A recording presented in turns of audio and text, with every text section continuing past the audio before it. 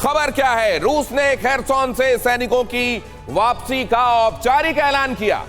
मतलब इस बार कुछ ढके छिपे नहीं हो रहा है, खुद कहा जा रहा है कि हम पीछे हट रहे हैं। जरा क्या हो रहा है वो देखिए। यहां रूस ने खेरसोन से सैनिकों की वापसी का जब ऐलान किया है तो क्या हो रहा है उसको जरा समझिएगा। और आशीष मेरे साथ आ जाएंगे इसको और ज्यादा इलैबोरेट करने के लिए। जरा समझिएगा इसको। यहां पर जो नाइपर नदी बहती है उसका पश्चिमी किनारा मतलब इस तरफ का इलाका, और पूर्वी किनारा मतलब उस तरफ का इलाका जिधर रूस है।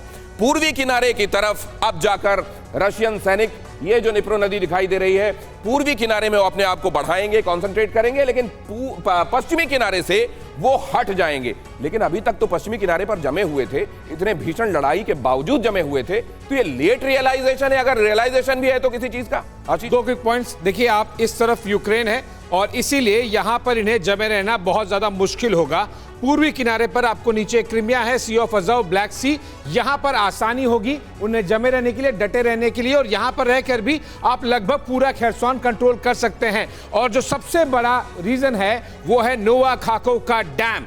अगर उस डैम को ब्लास्ट किया जाता है, जिसकी कोशिश भी की गई है, हिमार से एक मिसाइल भी आकर लगी है, तब आप मान के चलिए कि पश्चिमी किनारे पर बहुत ज्यादा नुकसान होगा।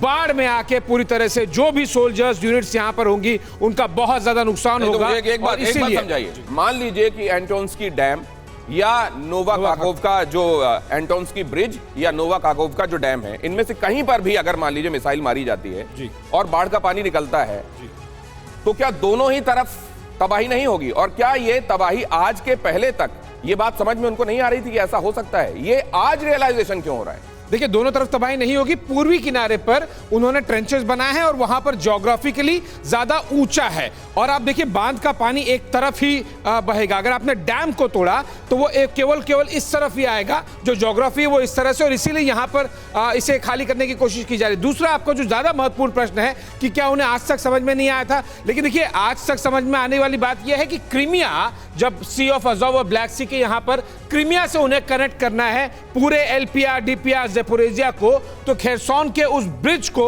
उस डैम को, पूरे खेरसोन को क्रीमिया से जोड़ने के लिए, इस पूरे कनेक्शन को, यह उनकी स्ट्रैटेजी का हिस्सा है, उनकी मजबूरी भी है। अगर आपने यहां पर खेरसोन को नहीं कैप्चर किया तो आप इस पूरे चैनल से एलपीआर डीपीआर ज़ेपोरिज़िया से क्रीमिया तक जोड़ ही नहीं पाएंगे, तो उन्हें करना ही है। एक चीज समझिए, जब इन्होंने इस स्पेशल मिलिट्री ऑपरेशन शुरू किया था, तब से एकमात्र वो जगह जहां कंप्लीट रशियन कंट्रोल आप कह सकते थे वो ये जगह थी जी। अब यहां से किसी भी हिस्से में किसी भी वजह से पीछे हटना जी, इसको ये क्या ये इसमें एक बड़ी गुंजाइश इस बात की नहीं है कि लोग इसको इस तरीके से देखेंगे कि रशिया असल में अब ये रियलाइज कर रहा है कि उसको बहुत नुकसान पहुंचा है और धीरे धीरे पैर पीछे खींच रहा है। ये तो यूक्रेनियंस खुद नहीं मान रहे हैं, उन्हें खुद ही को लग रहा है कि ये कैसे पीछे जा रहा है बिना लड़ाई किए, उन्हें खुद ही को शक है। और इसीलिए मैंने सैंडविच वाली बात कही, क्रीमिया नीचे, ऊपर पूरा का पूरा चैनल, इस तरफ में रशिया।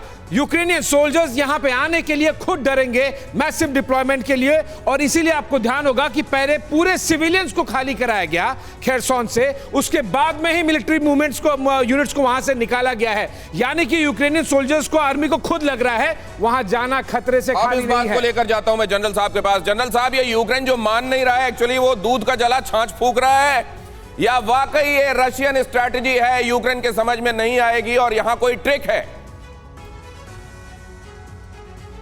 जनरल दयाल, देखिए आप मुझे थोड़ा टाइम देना, मैं आपको समझाता हूँ। देखिए जब रशिया कीव नहीं गया और कीव से वापस लौटा तो वो एक स्ट्रैटेजी थी, कोई डाउट की बात नहीं है, लेकिन मैं नहीं समझता कि खार्किव से उनका विड्रॉल, इज्यूम से उनका विड्रॉल किसी किस्म की स्ट्रैटेजी हो सकती है। खार्किव से हो सकती है लेकिन इज्यूम से नहीं हो सकती। खेरसन से विड्रॉल जो है वो कोई स्ट्रैटेजी नहीं लगती है। इसका मतलब रशिया जो है future offensive operations give up कर रहा है।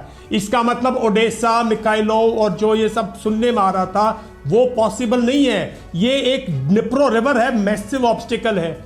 वॉर के स्टार्ट में बड़ी आसानी से आपने खेरसन और ज़पोरिज़िया ले लिया था। अब खेरसन से निकलना मतलब आप खेरसन का मतलब समझो, एक तो अगर आप खेरसन में सिर्फ इन्फेंट्री से ऑक्यूपाई करते, ट्रूप से ऑक्यूपाई करते, मैं कहता हूं ऐसी फोर्सेस है जो सिर्फ डिस्ट्रॉय करती, बिल्ट अप एरिया से इवैक्यूएट करना रशियन ट्रूप्स को, रशियन फोर्सेस को कितनी कैजुअलिटीज होती यूक्रेनियन ट्रूप्स पे आप सोच नहीं सकते। अरे वो 3 लाख लोगों की आबादी है वहां, उसका 35 ऑड किलोमीटर उसका स्क्वायर किलोमीटर उसका रेडियस है। तो इतना उसको आसानी से दे देना, ये कह के कि भाई ये स्ट्रैटेजी है, किस चीज की स्ट्रैटेजी है? और आप समझ नहीं रहे, निप्रो रिवर के ईस्ट में भी तो खेमका रिवर भी है ना, उन दोनों के बीच में रशिया खुद अपने आप को सैंडविच करेगा। मैं नहीं समझता ये किसी की स्ट्रैटेजी है।